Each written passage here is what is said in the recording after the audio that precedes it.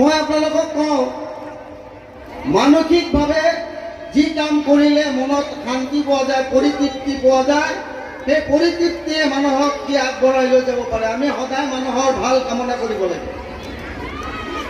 আমাৰ ছাত্ৰ ছাত্ৰীসকলক তেওঁলোকৰ দাদা দাদী, নানা নানী, আত্মীয় স্বজনৰ লগত সংস্পৰ্শত যাব দিব লাগে। ফলত কি হয়, এণ্টিটক্সিক নামৰ এবিধ হৰমনৰ উৎপন্ন হয়, যিটো বজাৰৰ পৰা কিনিব নোৱাৰি। এই হৰমনে তেওঁৰ মানসিক শক্তি বৃদ্ধি কৰে আৰু তেওঁ আগবাঢ়ি যাবলৈ তেওঁৰ সুবিধা হয়। মই বৰ বেছি দীঘলীয়া নকওঁ। এই যে বিজুলী বাতি দেখিছে, থমাছ আলভা এডিসন, আপোনালোকে শুনিছে, আগতেও শুনিছে। থমাছ আলভা এডিসনৰ কি কৰিছিল, বিদ্যালয়ৰ পৰা শিক্ষকে এখন চিঠি দি পেলাই ঘৰত পঠিয়াই দিছিল। মাকৰ ওচৰত বন্ধ কামত পঠিয়াই দিছিল আৰু চিঠিখনত কি আছিল, মাকে যেতিয়া চিঠিখন পঢ়িছিল, পঢ়ি থাকোঁতে দুচকুৰে পানী নিগৰিছিল। তেতিয়া শিশু থমাছ আলভা এডিসনে মাকক সুধিছিল, তোমাৰ চকুৰে চকু ওলাই আছে, তোমাৰ কাৰণটো কি?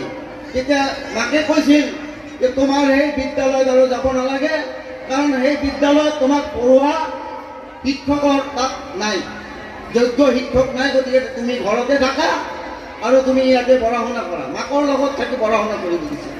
আচলতে সেই চিঠিখনত লিখা আছিল, তেওঁ এজন বুৰ্বক ছাত্ৰ, সেই বিদ্যালয়ৰ পৰা আচলতে খেদি পঠিয়াই দিছিল।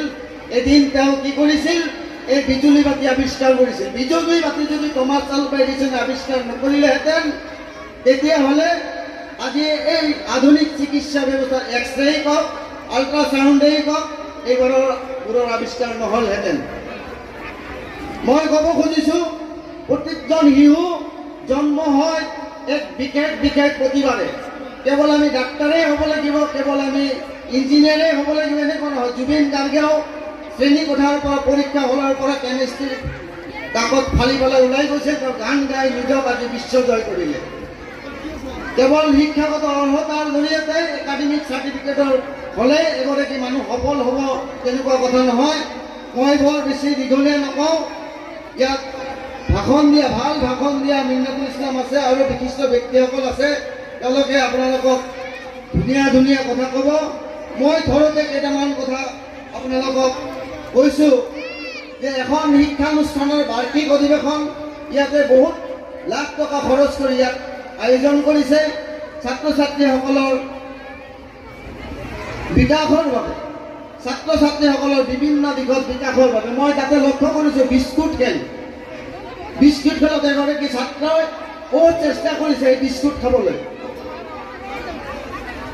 আৰু এইবোৰ দেখা পালে মানুহৰ মানসিক শক্তি বৃদ্ধি হয়। বিভিন্ন প্ৰতিযোগিতাত তেওঁলোকক ইয়াতে কৰাইছে। তাৰ অৰ্থটো হৈছে যে ছাত্ৰ ছাত্ৰীসকল কেৱল পাঠ্যপুথিৰ জ্ঞানেই দ্বাৰাই তেওঁলোকে আগবাঢ়ি যাব নোৱাৰে, কেৱল পাঠ্যপুথিয়ে তেওঁলোকক বিশেষ স্থানলৈ লৈ যাব নোৱাৰে।